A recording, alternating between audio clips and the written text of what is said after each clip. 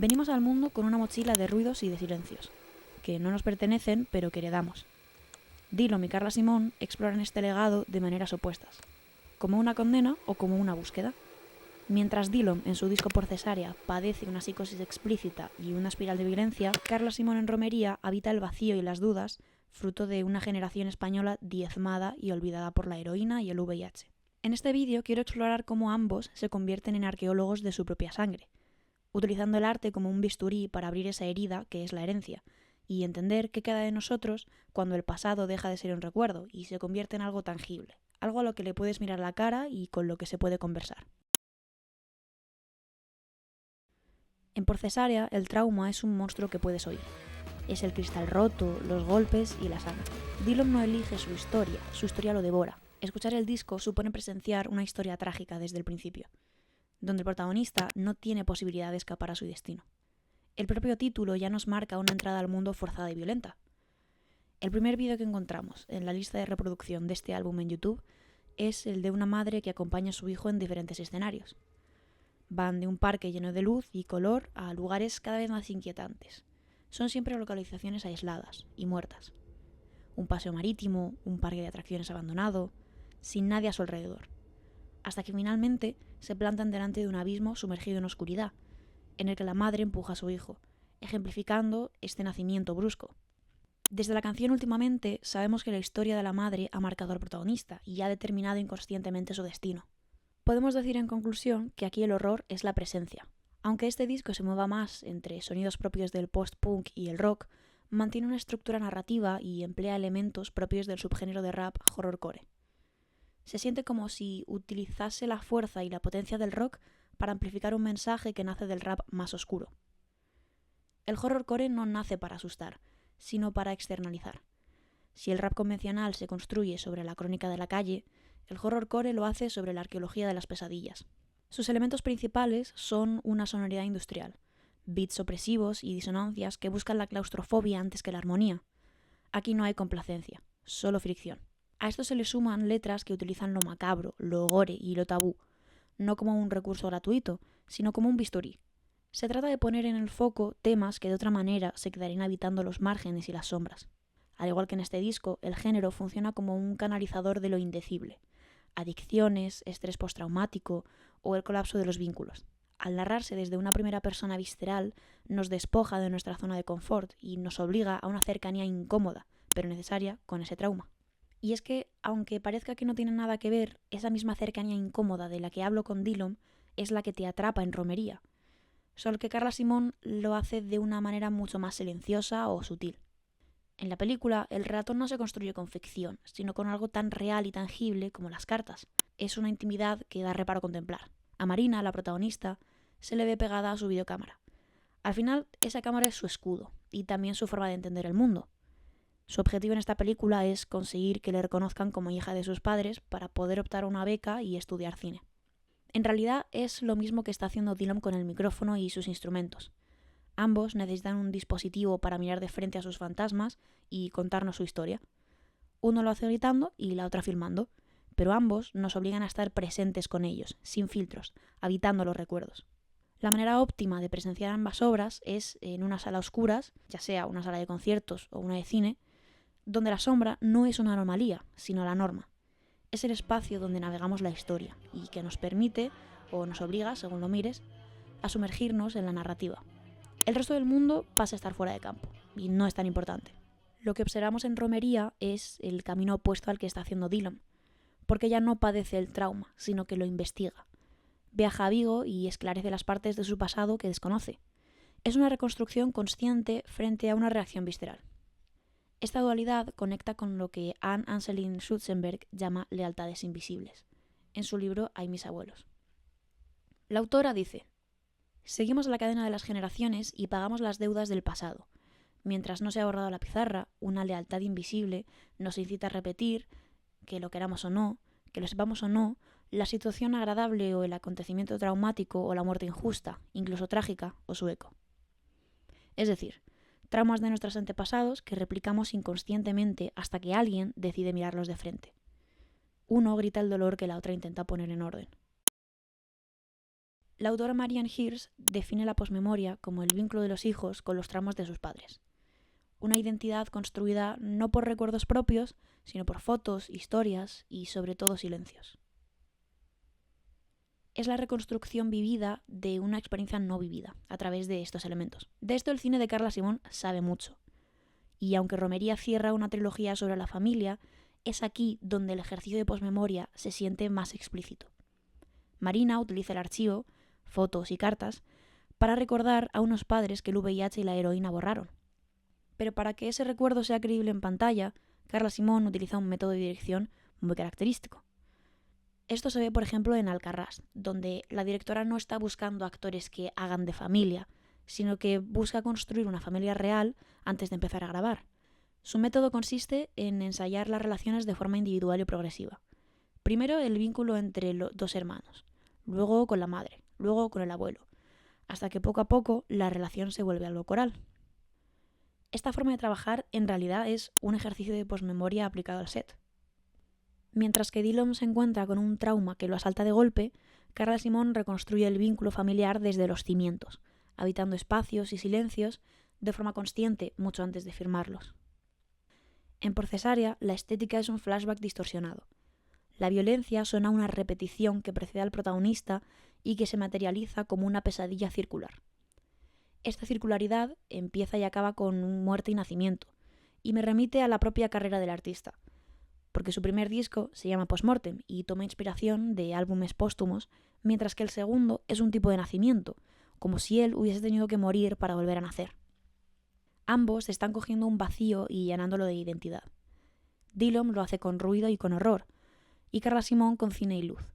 Donde uno pone un monstruo, la otra pone una fotografía. Carla Simón filma el rastro de una generación que murió en la sombra por la desinformación y la vergüenza. Es un ejercicio de memoria que la sociedad española aún tiene pendiente. A diferencia de Dillon, ella intenta revelar esos rostros habitando la nostalgia para disipar el miedo. Algo que aprecio en todas sus películas es que parece poseer una mirada especial y llena de sensibilidad. Es como si tuviera una lente que le permitiese ver las complejidades humanas desde el entendimiento y no desde el rencor. Como si tuviera una clarividencia con la que nos está permitiendo presenciar algo incierto pero bello que el resto no podemos ver. Y espero sinceramente que nunca pierda esta sensibilidad y esta amabilidad, porque como creadora y como artista me da esperanza y me reconforta, pero sobre todo me hace creer que hay maneras de crear y de reivindicar desde la ternura.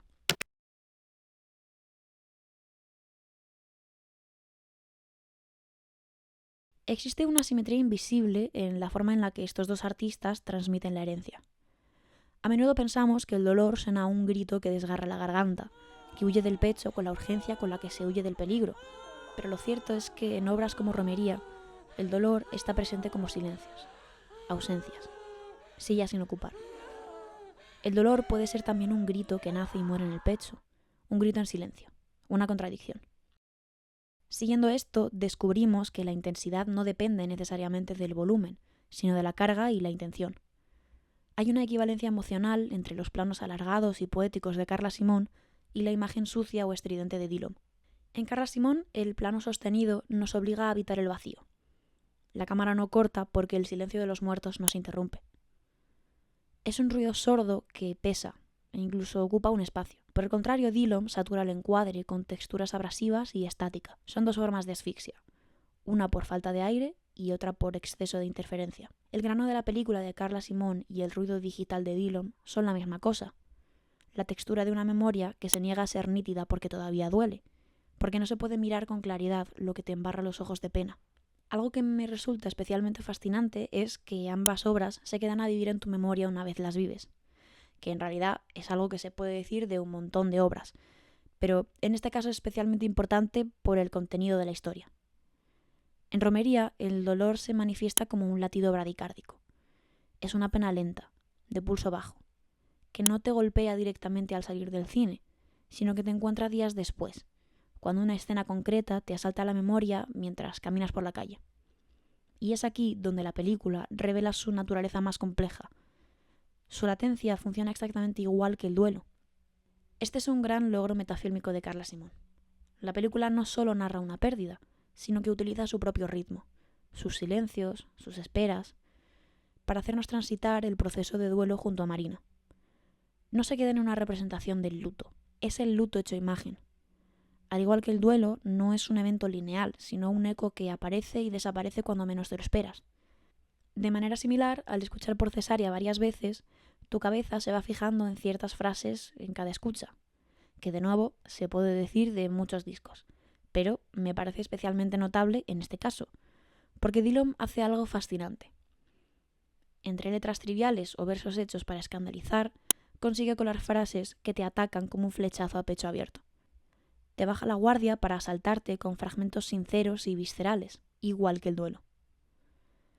No es predecible ni pretende serlo, simplemente se manifiesta, incluso en contextos que quizás considerabas seguros por no tener nada que ver con esa pérdida. Sin embargo, te obliga a enfrentarte a que no hay un sitio seguro en tu mente.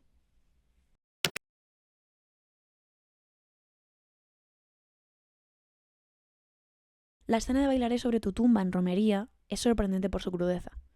Rompe con la delicadeza presente en, por ejemplo, Verano de 1993 o Alcarrás. Pero no es una ruptura, se manifiesta más bien como una evolución natural. Carla Simón siempre ha filmado la pérdida, pero aquí decide filmar el exterminio. Lo que antes era tacto para proteger a la niña, ahora es un bisturí para operar la memoria de la mujer. Es fascinante ver cómo aquí Carla Simón y Dillom convergen en un mismo conductor de energía, el rock. En Carla Simón, el punk de Siniestro Total es el último grito de una libertad sofocada por una sábana blanca, el eco de una juventud abandonada. En Dillom, el post-punk y las referencias visuales al expresionismo alemán, con esas sombras duras y ángulos que deforman la realidad para mostrar una psique fracturada, son el chasis que sostiene su psicosis.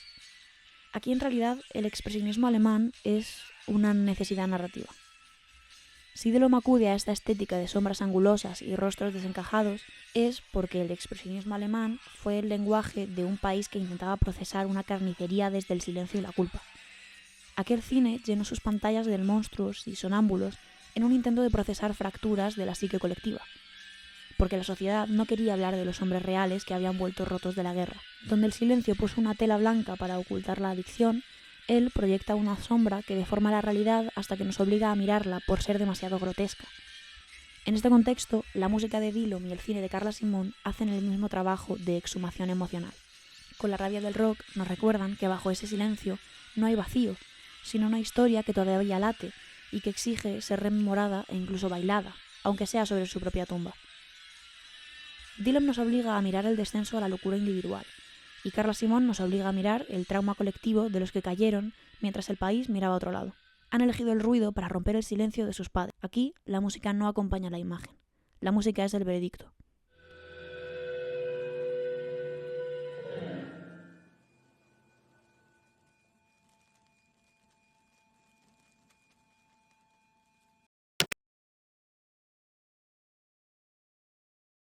Heredar es en esencia un proceso fotográfico. A veces recibimos un negativo completamente quemado, y otras una placa que el tiempo ha dejado en blanco. Dillom nos muestra el horror de no poder olvidar, de vivir con los fantasmas gritando en la habitación de al lado, y Carla Simón nos muestra el dolor de no poder recordar, el peso de los huecos que dejaron los que se fueron sin la oportunidad de decir adiós. Al final, ambos están intentando lo mismo, entender quiénes son a través de los restos de los que estuvieron antes. Han decidido que ser hijos de no significa ser esclavos de lo no dicho. Para mí como artista, sumergirme en estas obras ha sido mucho más que un ejercicio de análisis o un reto a la hora de relacionarlos para crear contenido. Ha sido un refugio. Ver cómo Dillom canaliza la rabia o cómo Carla Simón ordena el silencio me refuerza en una convicción que intento aplicar cada vez que cojo la cámara o escribo un guión. La necesidad vital de crear para procesar el mundo. Para mí el arte es ese catalizador que transforma el ruido en mensaje y el vacío en imagen. Estas obras me recuerdan que crear no es un lujo, sino una forma de resistencia, en todo caso una necesidad. En definitiva, una manera de darle sentido a lo que a veces parece no tenerlo. Porque revelar el pasado, por muy violento o vacío que sea, es la única manera de dejar de habitarlo como una condena para empezar a caminarlo como una historia.